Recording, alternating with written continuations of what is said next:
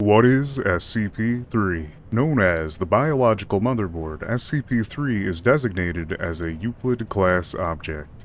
SCP-3 was located in the by remote viewing team SRV-4 Beta on a stone tablet where it still currently resides, held in facility.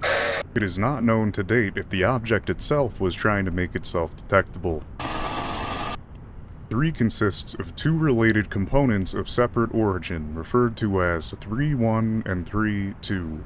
3-1 appears to be composed of chitin, hair, and nails of unknown biology arranged in a configuration similar to that of a computer motherboard. Testing of 3-1 reveals that it predates the earliest known circuit boards by a factor of thousands of years. 3-1 is considered sentient, but is not considered necessarily dangerous unless under certain circumstances. 3-2, the stone tablet it was found on, is inscribed with runes of an unknown origin. These runes emit pale light in flickering patterns. 3-2 is controlled by a non-biological internal computer which is inaccessible without risk of damaging 3-2. It's able to emit radiation, heat, light, and various other anomalous radiation types. It also contains an internal power source which appears to be losing power since several centuries before it was found. It is in consideration that 3-2 was created with the express purpose of containing 3-1.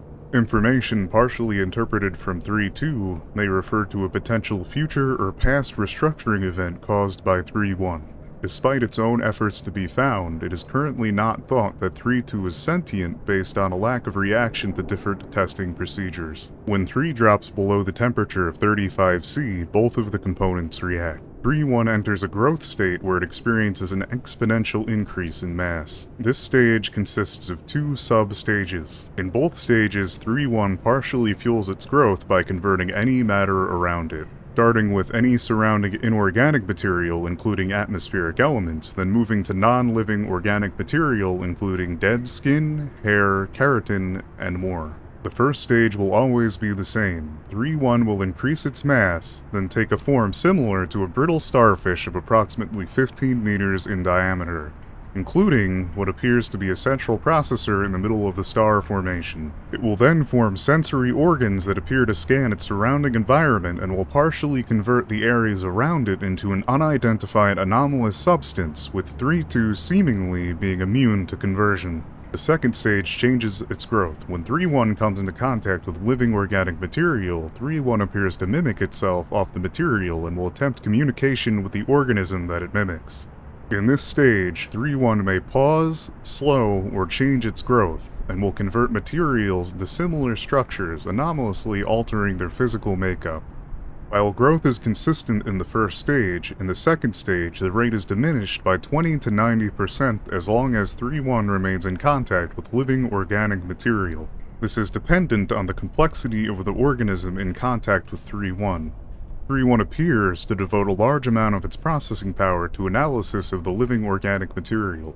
During each of 3-1's growth stages, 3-2 releases a burst of radiation that temporarily inhibits the growth of 3-1, even reversing the growth when the temperature of 3-1 raises over 100 Celsius. The biology of 3-1 has been subjected to extensive study and research.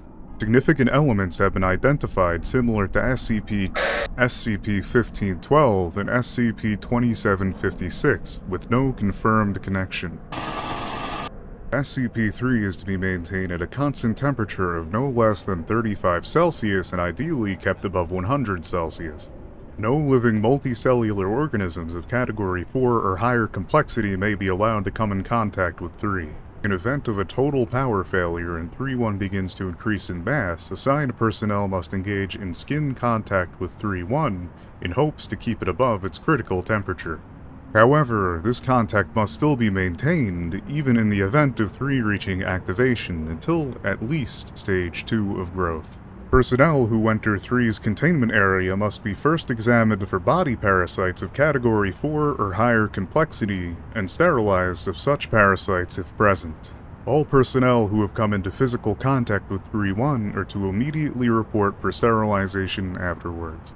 3-1 must not ever be removed from 3-2 except in case of emergency procedures. Any significant changes to 3-2's rune activity, including patterns, frequency, or color, should be reported within 3 hours of any occurrence. Cessation of rune activity must be reported immediately. And finally, 3-2 must be supplied with auxiliary power from a dedicated generator at all times. Thanks to all my members, and a special thanks to my biggest supporters, The Edit Duck, Anthony D, USB Duck, Finland TBD, and finally, Right Hand Duck.